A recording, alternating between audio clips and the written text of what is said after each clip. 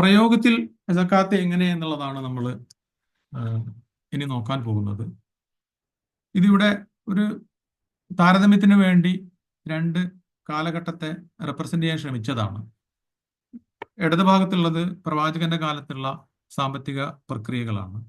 വലത് ഭാഗത്ത് കാണുന്നത് ഇന്നുള്ള ചില, വളരെ ചുരുക്കം ചില സാമ്പത്തിക പ്രക്രിയകളാണ്. നമുക്കറിയാം, ആഹ് പ്രവാചകൻ സല്ലല്ലാഹു അലൈഹി വസല്ലം കാലത്ത് അന്നത്തെ മനുഷ്യർ ചെയ്തിരുന്നത് കച്ചവടം, കൃഷി എന്ന് പറയുമ്പോൾ അവിടെ അറേബ്യയിൽ മക്കയിലും മദീനയിലാണെങ്കിൽ ഈ കാരക്ക അല്ലെങ്കിൽ മുന്തിരി, ഗോതമ്പ് അങ്ങനെയുള്ള കാര്യങ്ങൾ, പിന്നെ ആടുമാടുകൾ, പിന്നെ അന്ന് കറൻസിയായി നാണയമായിട്ടുണ്ടായിരുന്നത് ഏഹ് സ്വർണവും ദീനാറും ദിർഹവുമാണ്. ഏഹ് ഇങ്ങനെയുള്ള ഒരു പരിമിതമായ അളവിലുള്ള സാമ്പത്തിക ക്രിയകളാണ് അവിടെ ഉണ്ടായിരുന്നത്. കുറച്ചുകൂടെയൊക്കെ നമുക്ക് പറയാൻ പറ്റുമായിരിക്കും, പക്ഷെ ഏഹ് സമയക്കുറവ് കൊണ്ട് നമ്മളത് ചുരുക്കുകയാണ്. അവിടെ വലിയ വ്യവസായങ്ങൾ ഉണ്ടായിരുന്നില്ല, വലിയ റിയൽ എസ്റ്റേറ്റ് കമ്പനികൾ ഉണ്ടായിരുന്നില്ല, ബാങ്കിങ് സംവിധാനങ്ങൾ ഉണ്ടായിരുന്നില്ല, ഷെയർ മാർക്കറ്റുകൾ ഉണ്ടായിരുന്നില്ല, വലിയ എന്താണ് ഫാമിംഗ് ഇൻഡസ്ട്രി ഉണ്ടായിരുന്നില്ല, യാത്രക്ക് വേണ്ടി ഉപയോഗിക്കുന്ന വിമാനങ്ങളും ട്രെയിനും ബസ്സും റെയിൽവേ ഹൈവേകൾ, സൂപ്പർ ഹൈവേകൾ, ഇതൊന്നും ഉണ്ടായിരുന്നില്ല, ക്രിപ്റ്റോ കറൻസി ഉണ്ടായിരുന്നില്ല, ഒന്നും ഉണ്ടായിരുന്നില്ല. ഇന്ന് ഇങ്ങനെയുള്ള പലതുമുണ്ട്. അപ്പൊ അന്ന് ആ കാലഘട്ടത്തിൽ അന്നത്തെ കാര്യങ്ങളുമായി പറഞ്ഞ വിശ അതിന്റെ നിരക്കുമായി പറഞ്ഞ കാര്യങ്ങൾ വെച്ചുകൊണ്ട് ഇന്ന് അതൊന്നും ഇല്ലല്ലോ, ഇന്ന് അതിന് മാത്രം കൊടുത്താൽ പോരെ, ഇന്നത്തെ കാര്യങ്ങളൊന്നും അന്ന് പറഞ്ഞിട്ടില്ലല്ലോ എന്ന് പറയുന്നത് സക്കാത്തിന്റെ ആത്മാവിനോട് ചെയ്യുന്ന അനീതിയാണ്. നാളെ അള്ളാഹുവിന്റെ മുമ്പിൽ ഉത്തരം ബോധിപ്പിക്കേണ്ടി വരും. അത് ഞാനായാലും നിങ്ങളായാലും പണ്ഡിതന്മാരായാലും. അപ്പോൾ ഞാൻ പറഞ്ഞു വന്നതിന്റെ ചുരുക്കം, സാമ്പത്തിക പ്രക്രിയകളുടെ രീതി പ്രവാചകന്റെ കാലത്തും ഇന്നത്തെ കാലത്തും വളരെയധികം വ്യത്യസ്തമാണ് എന്നത് മനസ്സിലാക്കിക്കൊണ്ട് വേണം സക്കാത്തിന്റെ പ്രായോഗിക രൂപം എങ്ങനെയൊക്കെ ആയിരിക്കണം എന്നതിലേക്ക് കടക്കാൻ. എളുപ്പത്തിന് ഈ ഒരു പിക്ചർ നിങ്ങൾക്ക് വേണമെങ്കിൽ മനസ്സിൽ കൊണ്ട് നടക്കാവുന്നതാണ്. നമ്മുടെ മൊത്തം സമ്പത്തിനെ ഒന്ന് വർഗീകരിക്കാൻ വേണ്ടി, ക്ലാസിഫൈ ചെയ്യാൻ വേണ്ടി ശ്രമിച്ചതാണ്. സമ്പത്ത് എന്ന് പറയുന്ന ഒരു കാറ്റഗറിയിൽ പറയുമ്പോൾ രണ്ട് രീതിയിലും, ഒന്ന് സേവിങ്സ്, അസറ്റ് എന്ന് വേണമെങ്കിൽ പറയാം, പക്ഷെ അതിന്റെ പൂർണ്ണമായ അർത്ഥത്തിലല്ല. സേവിങ്സ് ആയിരിക്കും ഒരു പക്ഷെ കുറച്ചുകൂടി നന്നാവുക. പിന്നെ ഉള്ളത് വരുമാനം അല്ലെങ്കിൽ ആദായം എന്നുള്ളതാണ്. സേവിങ്സ് എന്ന് പറയുമ്പോൾ നമുക്കറിയാം, ആളുകൾ പിന്നെ ഭാവിയിലേക്ക് എന്തെങ്കിലുമൊക്കെ പ്രയാസങ്ങൾ ഉണ്ടാകുമ്പോഴോ, ഉണ്ടാകാൻ സാധ്യതയുണ്ടെന്ന് കരുതിയോ, അല്ലെങ്കിൽ മക്കൾക്ക് വേണ്ടിയോ, വിദ്യാഭ്യാസത്തിന് വേണ്ടിയോ, ചികിത്സക്ക് വേണ്ടിയോ ഒക്കെ സൂക്ഷിച്ചു വെക്കുന്ന സേവിങ്സ് ഉണ്ടാകാം. അത് പണമായിട്ടുണ്ടാകാം, അല്ലെങ്കിൽ സ്വർണം, പിന്നെ വെള്ളി പൊതുവെ ആരും വെക്കാറില്ല, എൻ്റെ കൂടുതൽ പറഞ്ഞെന്ന് മാത്രം, അല്ലെങ്കിൽ ബാങ്ക് നിക്ഷേപങ്ങളായിരിക്കാം. ഇങ്ങനെയുള്ള സേവിങ്സ് അഥവാ കുറേ പണം, കുറേ സമ്പത്ത് നമ്മൾ പ്രത്യേകിച്ച് അതിന് അതുകൊണ്ട് നമ്മൾ ഒരു സാമ്പത്തിക പ്രക്രിയയിൽ ഉപയോഗിക്കാതെ ഡെഡായി, സ്റ്റാഗ്നന്റ് ആയി, സേവിങ്സ് ആയി വെക്കുന്നു എന്നുള്ളതാണ് അതിൻ്റെ കാര്യം. മറ്റൊരു കാറ്റഗറി ഉള്ളത് ഈ സേവിങ്സിലേക്കും ഒക്കെ വരാവുന്ന രൂപത്തിൽ നമുക്ക് അതാത് സമയങ്ങളിൽ ഉണ്ടാവുന്ന വരുമാനമാണ്, അല്ലെങ്കിൽ ആദായമാണ്. നിങ്ങൾക്ക് താഴെ കാണാൻ പറ്റും: ശമ്പളം, കച്ചവടം, വ്യവസായം, വാടക, ഷെയർ എന്നുള്ള ഡിവിഡൻഡ്, കൃഷി, അല്ലെങ്കിൽ ഖനിജങ്ങൾ, ക്വാറികൾ, ഇതൊക്കെ വരുമാനങ്ങളാണ്. അതിൻ്റെ പോയിന്റ് ഓഫ് ഒറിജിനിൽ അത് വരുമാനമാണ്. പിന്നീട് അത് നമ്മുടെ കയ്യിൽ വന്നു, നമ്മളത് ഉപയോഗപ്പെടുത്തി, അതിലൊരു ഭാഗം ചെലവഴിച്ചു, കഴിച്ച് ബാക്കി വരുമ്പോൾ അത് നേരെ ഇങ്ങോട്ടേക്ക് സേവിങ്സിലേക്ക് മാറും, ആസ്തിയിലേക്ക് മാറും. അപ്പോൾ സമ്പത്ത് ഉണ്ടാവുന്ന, ഒറിജിനേറ്റ് ചെയ്യുന്ന ഒരു പോയിന്റ് ഓഫ് ഒറിജിൻ, പിന്നീട് അത് സേവിങ്സ് ആയി മാറുന്ന, ആസ്തിയായി മാറുന്ന മറ്റൊരു സംഗതി. ഇത് രണ്ടിനെയും രണ്ട് രീതിയിലാണ് കാണാൻ പറ്റുക. ഞാൻ പറഞ്ഞല്ലോ, ഈ വിഷയത്തിൽ എൻ്റെ പഠനത്തിന്റെ അടിസ്ഥാനത്തിൽ ഞാൻ എത്തിച്ചേർന്നിട്ടുള്ള നിഗമനങ്ങളാണ് യഥാർത്ഥത്തിൽ നിങ്ങളുമായി പങ്കുവെക്കുന്നത്. ഇതിൽ പ്രവാചകൻ സല്ലല്ലാഹു അലൈഹി വസല്ലമയുടെ വചനങ്ങളിൽ നിന്നും ഖുർആനിൽ നിന്നും ഒക്കെ അതിൻ്റെ സ്പിരിറ്റ് ഉൾക്കൊണ്ടുകൊണ്ടുള്ള ഒരു നിഗമനമാണിത്. നമുക്ക് വിശദാംശങ്ങളിലേക്ക് പോകാം. അപ്പോൾ നമുക്ക് സംശയങ്ങൾ ചോദിക്കുകയോ പറയുകയൊക്കെ ചെയ്യാം, ഇൻഷാ അല്ലാഹ്.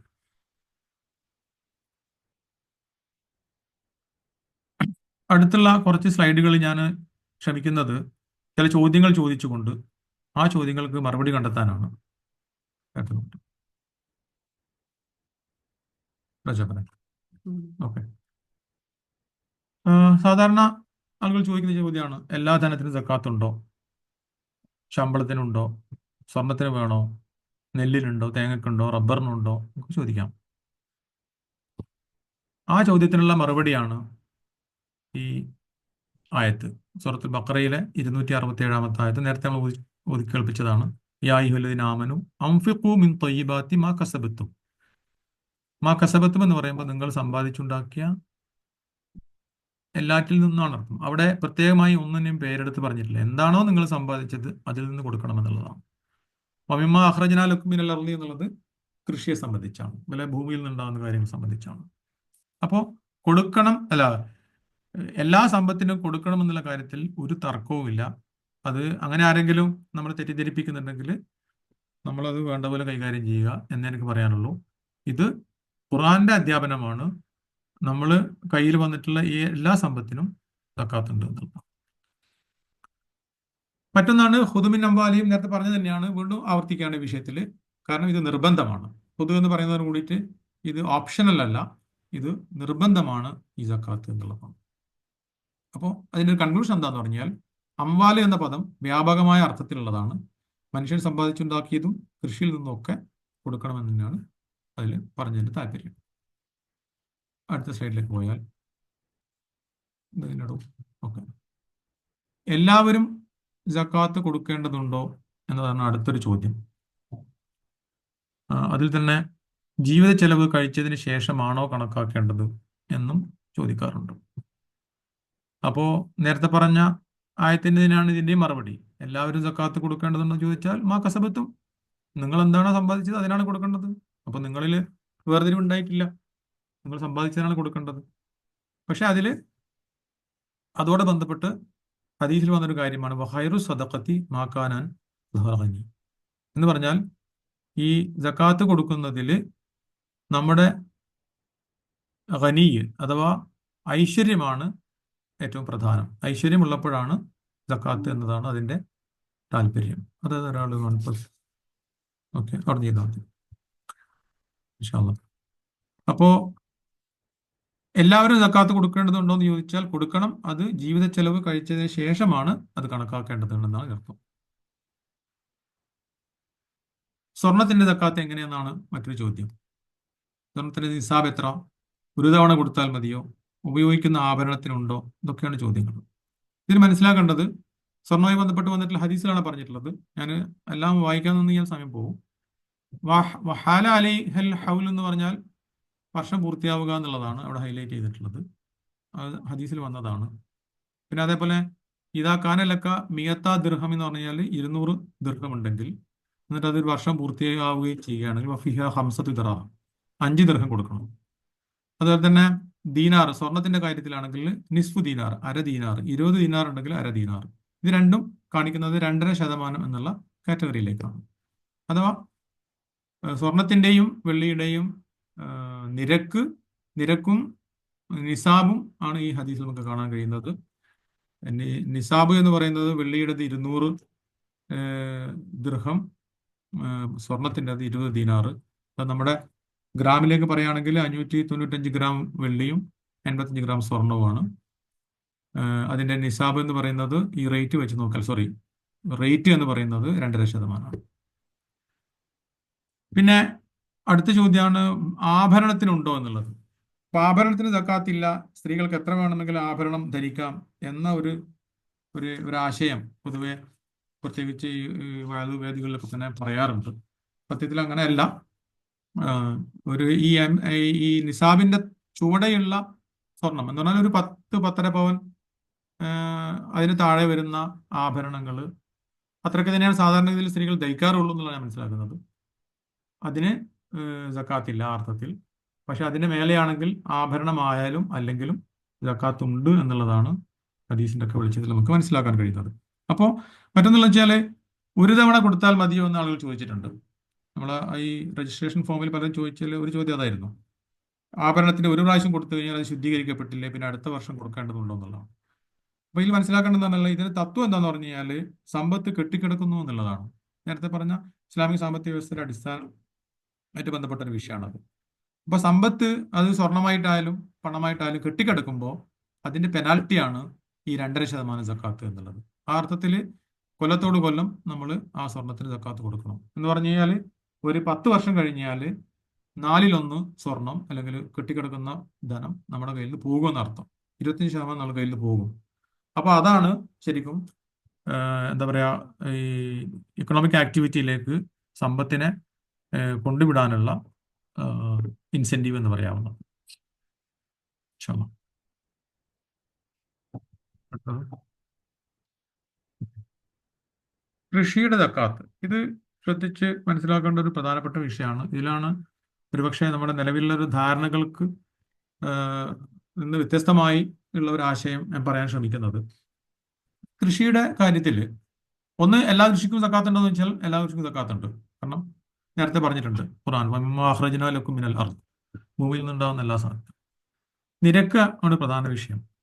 നിരക്കിന്റെ വിഷയത്തിൽ അന്ന് നേരത്തെ പറഞ്ഞ പ്രവാചകൻ സല്ലല്ലാഹു അലൈഹി വസല്ലമയുടെ കാലത്തുണ്ടായിരുന്ന വിളകളെ സംബന്ധിച്ച് പറഞ്ഞപ്പോൾ പ്രവാചകൻ പറഞ്ഞത് ആകാശത്ത് നിന്ന് മഴ ലഭിക്കുന്ന അതുവഴി ജലസേചനം നടത്തുന്ന വിളകൾക്ക് 10%, അല്ലാതെ കൈകൊണ്ട് നനക്കുന്നവയ്ക്ക് 5% എന്നാണ് പറഞ്ഞത്.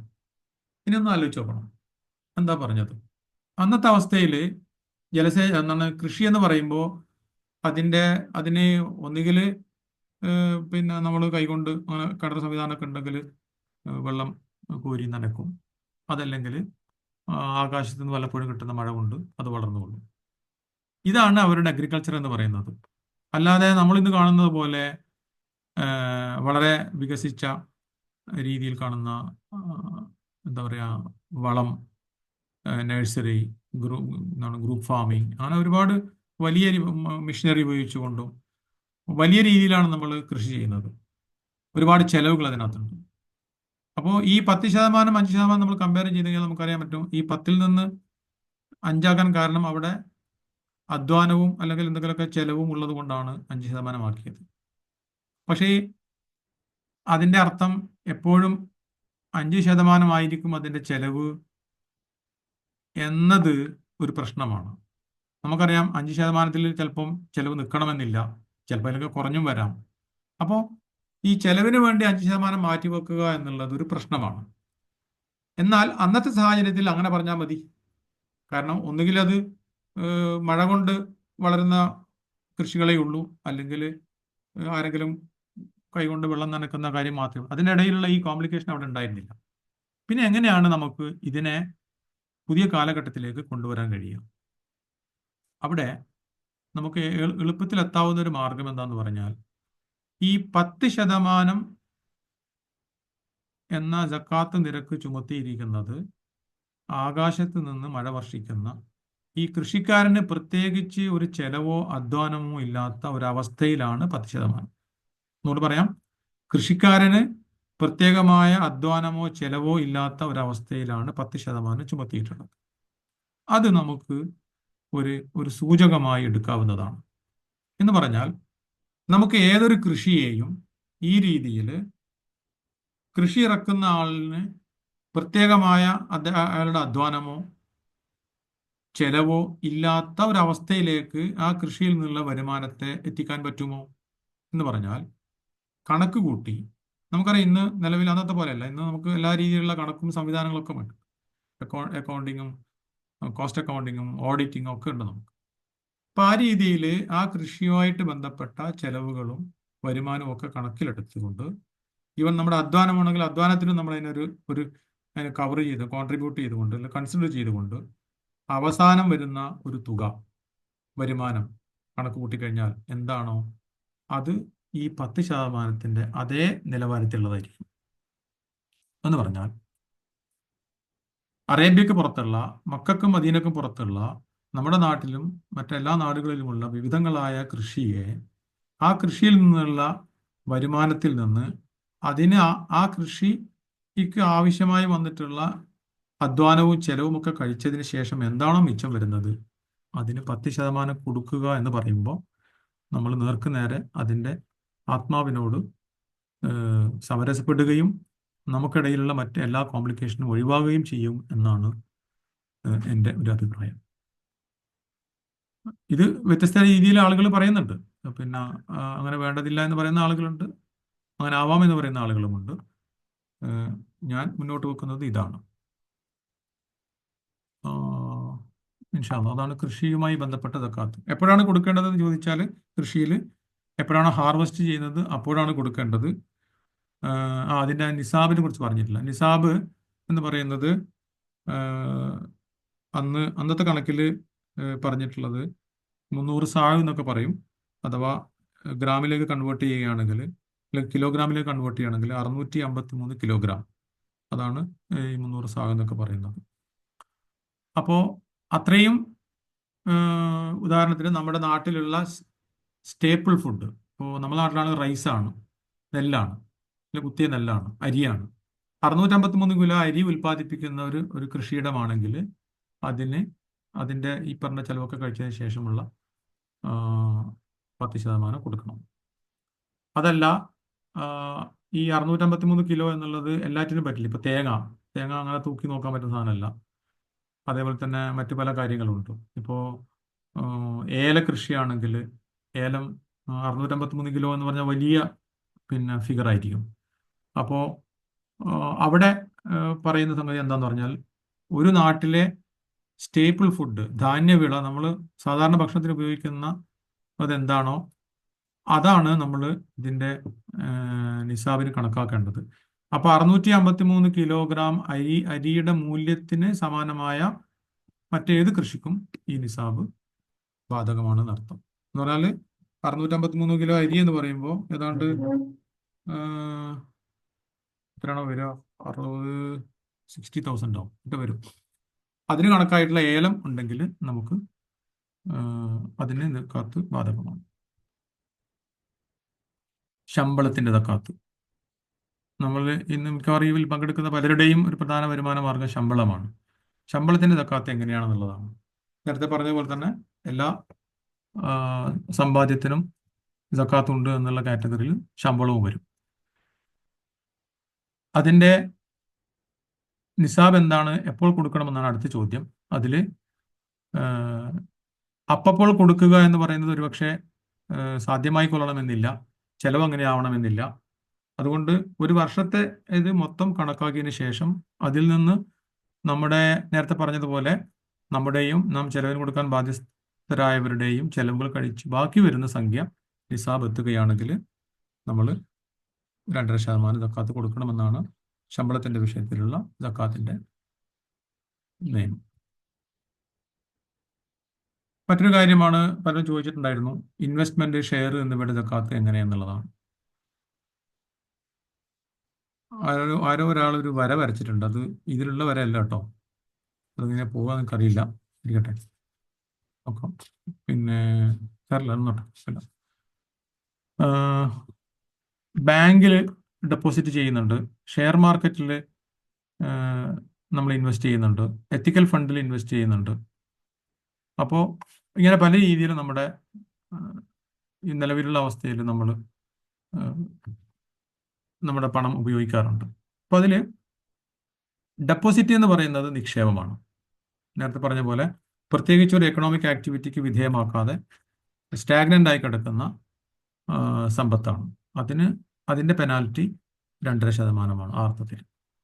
ഇപ്പം നമ്മളൊരു 10 ലക്ഷം നമ്മൾ ബാങ്കിൽ ഡെപ്പോസിറ്റ് ചെയ്തിട്ടുണ്ടെങ്കിൽ, പ്രത്യേകിച്ച് നമ്മൾ അതുകൊണ്ട് ഒരു എക്കണോമിക് ആക്ടിവിറ്റിയിൽ നമ്മൾ ഉപയോഗിക്കുന്നില്ല, അപ്പോൾ അതിന് 2.5% എല്ലാ വർഷവും സക്കാത്ത് കൊടുക്കണമെന്നുള്ളതാണ് എൻ്റെ അർത്ഥം. ഷെയർ മാർക്കറ്റ്, എത്തിക്കൽ ഫണ്ട് എന്നിവയൊക്കെ പുതിയ കാലത്തെ വരുമാനങ്ങളാണ്. ഷെയർ മാർക്കറ്റ് എന്ന് പറയുമ്പോൾ നമ്മൾ ഒരു കമ്പനിയിൽ ഷെയർ എടുക്കുകയാണ്, ആ കമ്പനിയുടെ ഭാഗമാവുകയാണ് ഷെയർ എടുത്തുകൊണ്ട്. ആ കമ്പനിയിൽ നിന്ന് കിട്ടുന്ന ആദായത്തിനാണ് നമ്മൾ സക്കാത്ത് കൊടുക്കേണ്ടത്. അപ്പോൾ ഇതിൽ ഇനി വരുന്ന വിഷയങ്ങൾ നേരത്തെ പറഞ്ഞ ഇത് തൊട്ടു മുമ്പ് പറഞ്ഞ കൃഷിയുടെ കാര്യമുണ്ടല്ലോ. കൃഷിയിൽ നമ്മൾ പറഞ്ഞല്ലോ 10% എന്നുള്ളത്. ആ 10% എന്നുള്ള ഒരവസ്ഥ എങ്ങനെയാണ് എത്തിയത് എന്നുള്ളത് നമ്മൾ മനസ്സിലുണ്ടാവണം. അത് ഭൂമിയിൽ നിന്ന്, അല്ല കൃഷിയിൽ നിന്നുണ്ടായ വരുമാനത്തിൽ നിന്ന് എല്ലാ ചെലവും കഴിച്ച് ബാക്കി വന്നതിനെയാണ് നമ്മൾ 10% ചുമത്തിയിട്ടുള്ളത്. അപ്പോൾ ഞാൻ ഇതിൽ ഏറ്റവും ഏറ്റവും യുക്തിപരമായി നമുക്ക് എടുക്കാവുന്ന പ്രവാചകചര്യയിൽ നിന്നുള്ള ഒരു ഒരു ഒരു രീതി ആ, ആ കൃഷിയുമായി ബന്ധപ്പെട്ട തന്നെയാണ്. അത് തന്നെയാണ് കച്ചവടത്തിനും മറ്റ് ഇത്തരത്തിലുള്ള വരുമാനങ്ങൾക്കും ആദായങ്ങൾക്കും ഉപയോഗിക്കുന്നത് അല്ലെങ്കിൽ ഉപയോഗിക്കേണ്ടത് എന്നാണ് മനസ്സിലാക്കേണ്ടത്. അപ്പോൾ അതിൽ ഷെയർ മാർക്കറ്റ് ആയാലും മറ്റ് എത്തിക്കൽ ഫണ്ട് ആയാലും ഒക്കെ അവിടെ നിക്ഷേപിക്കുന്ന എമൗണ്ടിനല്ല സക്കാത്ത് ചുമത്തുന്നത്, പക്ഷെ അവിടെ നിന്ന് കിട്ടുന്ന വരുമാനത്തിനാണ്. ആ വരുമാനത്തിന് പക്ഷേ 2.5%, ആദായത്തിന് 10%. കച്ചവടവുമായി ബന്ധപ്പെട്ട സക്കാത്ത്, ഇത് നേരത്തെ പരമ്പരാഗതമായി ഇങ്ങനെ ഒരു അഭിപ്രായം ഉണ്ടായിരുന്നു.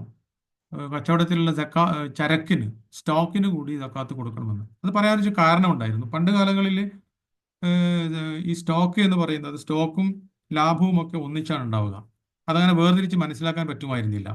ഇപ്പോൾ എൻ്റെ കയ്യിലുള്ള ഒരു സാധനം നമ്മൾ പർച്ചേസ് ചെയ്യാൻ ഉപയോഗിച്ചു, എന്നിട്ട് പിന്നീട് സാധനം വന്നു, അത് വിറ്റു, അതുകൊണ്ട് വീണ്ടും ആക്കി. ഇപ്പം ഇങ്ങനെ ചരക്കും ആദായവും രണ്ടും ഒരുമിച്ച് മിക്സ് ചെയ്തിരുന്ന ഒരു കാലഘട്ടത്തിലാണ് ചരക്കിനും ആദായത്തിനും കൂടി സക്കാത്ത് കൊടുക്കണമെന്ന് പറഞ്ഞിരുന്നത്. ഇന്ന് അങ്ങനെയല്ല.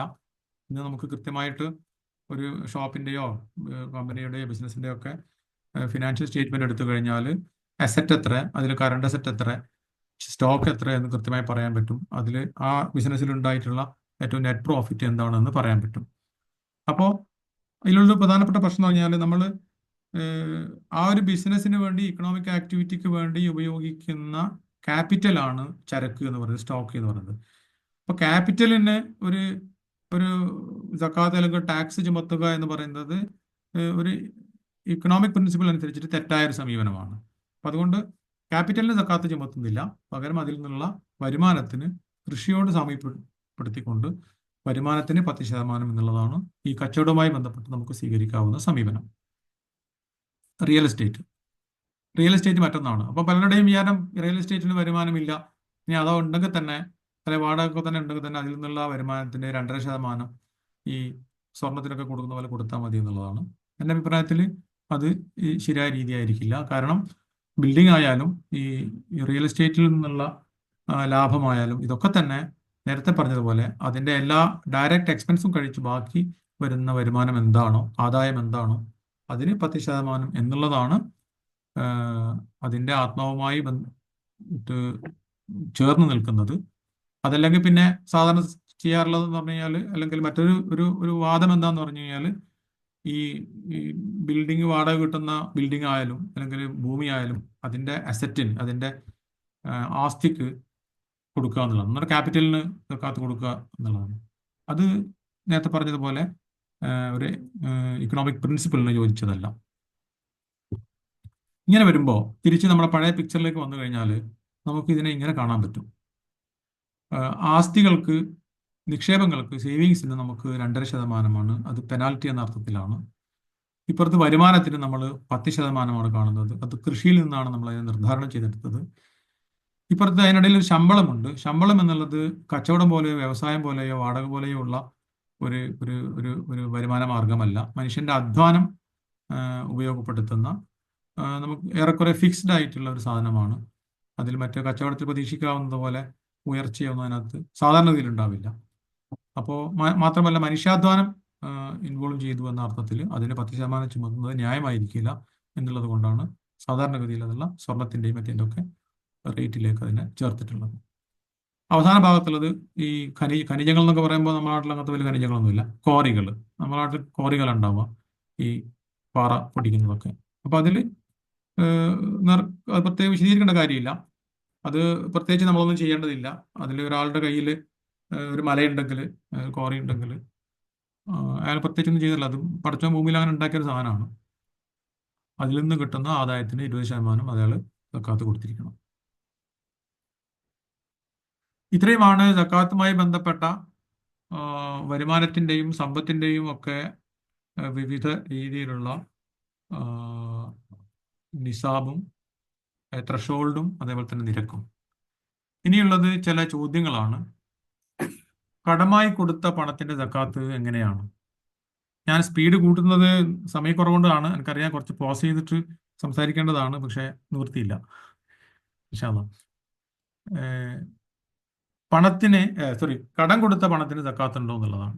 തിരിച്ചു കിട്ടി ഇപ്പോൾ രണ്ട് മൂന്ന് ആളുകൾ എന്നോട് ചോദിച്ചു അത് തിരിച്ചു കിട്ടിയില്ലെങ്കിൽ എന്ത് ചെയ്യും.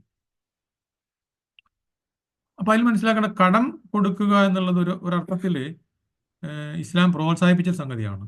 ഒരുപക്ഷെ സദക്ക കൊടുക്കുന്നതിനേക്കാളും കടം കൊടുക്കുന്നതിന് പ്രാധാന്യമുണ്ട്. കാരണം എന്താ പറഞ്ഞാൽ സദക്ക കൊടുക്കുന്നത് ഒരർത്ഥത്തിൽ നമ്മൾ ഒരാൾക്ക് അയാളുടെ കഴിവില്ലായ്മ കാരണം അങ്ങോട്ട് കൊടുക്കുകയാണല്ലോ.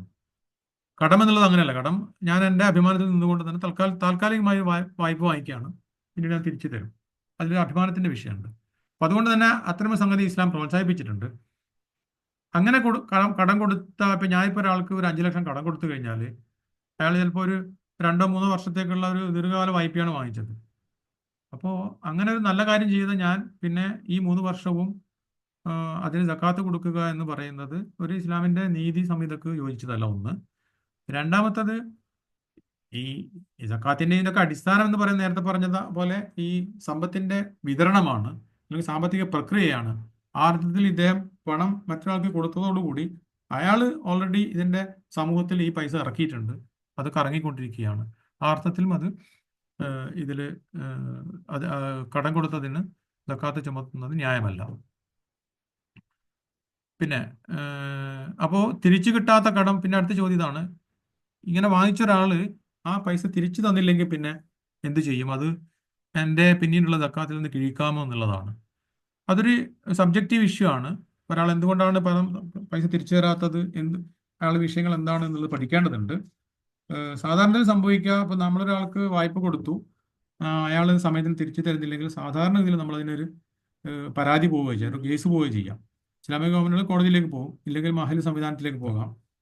അതിന്റെ അടിസ്ഥാനത്തിൽ മഹല്ലോ നേതൃത്വങ്ങളോ വിളിച്ചു ചേർത്ത് എന്താണ് അയാൾ പ്രശ്നം എന്ന് പഠിച്ച് അയാൾ സക്കാത്തിന് അർഹനാണോ അല്ലയോ എന്ന് പരിശോധിച്ച് സക്കാത്തിന് അർഹനാണെങ്കിൽ മഹലിന്റെ ഒരു ഫണ്ടിൽ നിന്ന് അദ്ദേഹത്തിന് സക്കാത്ത് കൊടുക്കുകയും തിരിച്ച് ഇദ്ദേഹത്തിന് കൊടുക്കുകയും ചെയ്യണം. ഏതായിരുന്നാലും അത് വ്യക്തിപരമായി തീരുമാനിക്കാതെ ഒരു കൂട്ടായ്മയുടെ ഭാഗമായി അത് ചർച്ച ചെയ്ത് പരിഹരിക്കണം എന്നതാണ് എനിക്ക് അതിലുള്ള ഒരു മറുപടിയിൽ പറയാനുള്ളത്. ഒരു സഹോദരൻ ചോദിച്ച ചോദ്യമായിരുന്നു.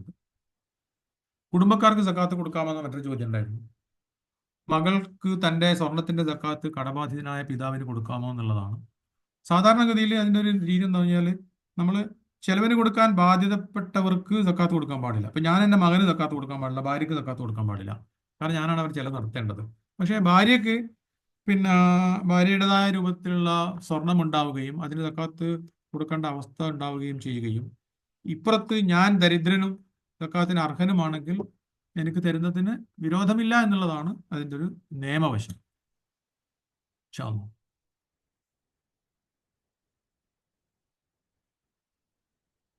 പള്ളി, മദ്രസ എന്നിവയ്ക്ക് സക്കാത്ത് കൊടുക്കാമെന്നുള്ളതാണ്.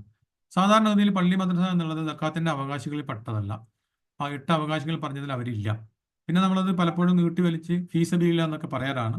പക്ഷെ അത് ഒരു ആപേക്ഷികമായി വേണമെങ്കിൽ പറയാം. ചിലപ്പോൾ ദീനിൽ എത്താത്ത സ്ഥലങ്ങളിൽ, അമുസ്ലിങ്ങൾ മാത്രമുള്ള സ്ഥലങ്ങളിൽ, ദരിദ്രരായ ആളുകൾ താമസിക്കുന്ന സ്ഥലങ്ങളിൽ ഒരു പക്ഷേ ഇതിന്റെ ഭാഗമായി, ഇസ്ലാമിന്റെ പ്രചരണത്തിന്റെ ഭാഗമായി ചിലപ്പോൾ പള്ളിയോ മദ്രസയൊക്കെ ഉണ്ടാക്കേണ്ടി വരാം. അതിന് കൊടുക്കാമെന്നതല്ലാതെ സാധാരണഗതിയിൽ നമ്മുടെ നാട്ടിൽ ഈ കാർപ്പറ്റ് വിരിക്കുന്നതിനോ മാർബിൾ വിരിക്കുന്നതിനോ പള്ളിന്റെ മറ്റു പണികൾക്കോ ഒന്നും തന്നെ സക്കാത്തിന്റെ പണം ഉപയോഗപ്പെടുത്താൻ പാടില്ല.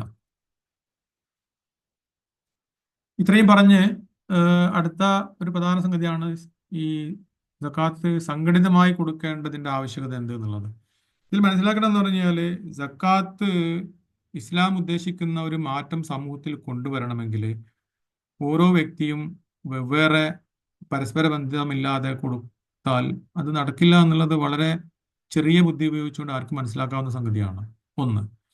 രണ്ടാമത്തത്, പ്രവാചകന്റെ കാലത്ത് തന്നെ അതിന് ഉദാഹരണങ്ങളുണ്ടല്ലോ. പ്രവാചകൻ മുആദിനെ യമനിലേക്ക് അയച്ചപ്പോൾ ചോദിച്ച ചോദ്യമാണ് ഇതൊക്കെ. അപ്പൊ അവിടെയുള്ള ധനികരിൽ നിന്നും സക്കാത്ത് പിടിച്ചെടുത്ത് ദരിദ്രർക്ക് കൊടുക്കണം എന്ന് പറയുകയും കൊടുക്കുമെന്ന് അദ്ദേഹം പറയുകയും ചെയ്തിട്ടുണ്ട്.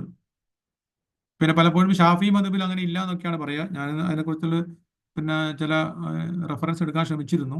അപ്പൊ അതിൽ ഇമാം നബവി ആവട്ടെ, ഷിറാസി ആവട്ടെ, ഇമാം റംലി ആവട്ടെ, ഇവരുടെയൊക്കെ കിതാബുകളിൽ ഇത് ഏജന്റുമാരാണെന്ന് അദ്ദേഹം പ്രയോഗിച്ചിട്ടുള്ളത്.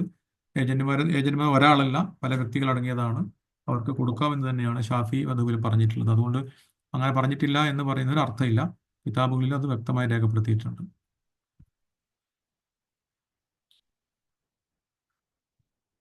ഞാൻ ഈ ക്ലാസ്സിന്റെ അവസാന ഭാഗത്തേക്ക് വരികയാണ്. സത്യത്തില് ഈ സക്കാത്തുമായിട്ട് ബന്ധപ്പെട്ട വിഷയം എന്ന് പറയുന്നത് നമ്മുടെ പരലോകവുമായി ബന്ധപ്പെട്ട് തന്നെയാണ്. ഇത് നമുക്ക് അള്ളാഹുവിന്റെ മുമ്പിൽ നമുക്ക് എന്തെങ്കിലും പറഞ്ഞ് തുക്കുടി പറഞ്ഞ് രക്ഷപ്പെടാൻ കഴിയുമെന്ന് വിചാരിക്കരുത്. നമ്മുടെ വിചാരണയുമായും നമ്മുടെ സ്വർഗവുമായി ബന്ധപ്പെട്ട് തന്നെയാണ് സക്കാത്ത് കിടക്കുന്നത്. വളരെ കണിശമായി ഒരുപാട് ആയത്തുകൾ വേറെ ഉണ്ടായിരുന്നു, ഞാനതൊന്നും കൊണ്ടുവന്നിട്ടില്ല. ഏഹ് സ്വർണവും വെള്ളിയൊക്കെ കൂട്ടി വെക്കുന്ന ആളുകളെ കുറിച്ച് ഖുർആൻ പറഞ്ഞത്, വാൺ ചെയ്തൊക്കെ ഉണ്ട്. അപ്പൊ അതുകൊണ്ട് അള്ളാഹു മനുഷ്യന് നൽകിയിട്ടുള്ള ഒരു ഒരു ഒരു പ്രാപഞ്ചിക വ്യവസ്ഥയിൽ, നേരത്തെ പറഞ്ഞ ഈ അസന്തുലിത സംവിധാനത്തിൽ ഇതിനെ സന്തുലിതമാക്കാൻ വേണ്ടി അള്ളാഹു നമ്മളോട് പറഞ്ഞിട്ടുള്ള കുറെ കാര്യങ്ങളിൽ ഒന്നാണ് സക്കാത്ത്. അതിനെ നമ്മൾ നടത്താൻ തയ്യാറല്ല എന്ന് പറഞ്ഞാൽ അള്ളാഹുവിനെ ധിക്കരിക്കുന്നത് സമമാണ്. അതുകൊണ്ട് ഇസ്ലാമിന്റെ അടിസ്ഥാന സ്തംഭങ്ങളിൽ വളരെ പ്രധാനപ്പെട്ടതായ സക്കാത്തിനെ മറക്കരുത്. മറക്കുകയും അവഗണിക്കുകയും ചെയ്യുന്നത് അള്ളാഹു പൊറുക്കുകയില്ല എന്ന് മനസ്സിലാക്കുക. അക്ഷരങ്ങളിൽ തൂങ്ങി നിന്നുകൊണ്ടുള്ള വാദപ്രതിവാദങ്ങൾക്ക് നമുക്ക് ഇവിടെ സോഷ്യൽ മീഡിയയിൽ പിടിച്ചു നിൽക്കാൻ പറ്റുമായിരിക്കും, പക്ഷേ അള്ളാഹുവിന്റെ മുമ്പിൽ ഒരു ന്യായവും ഉണ്ടാവുകയില്ല. അപ്പോൾ അതിൻ്റെ ഒരു കൺക്ലൂഷൻ എന്താന്ന് പറഞ്ഞാൽ, അള്ളാഹുവിന്റെ മുമ്പിലും ജനങ്ങളുടെ മുമ്പിലും നമ്മൾ തോറ്റു പോകരുത്. പകരം സക്കാത്തിന്റെ ആത്മാവ് അറിഞ്ഞുകൊണ്ട് ജനങ്ങളെ വഴി നടത്താൻ പണ്ഡിതന്മാരും ഗവേഷകരും അതേപോലെ തന്നെ സാമൂഹിക പ്രവർത്തകരും എല്ലാവരും മുന്നോട്ട് വരേണ്ട കാലഘട്ടമാണ് എന്നാണ് അതിൽ പറയാനുള്ളത്.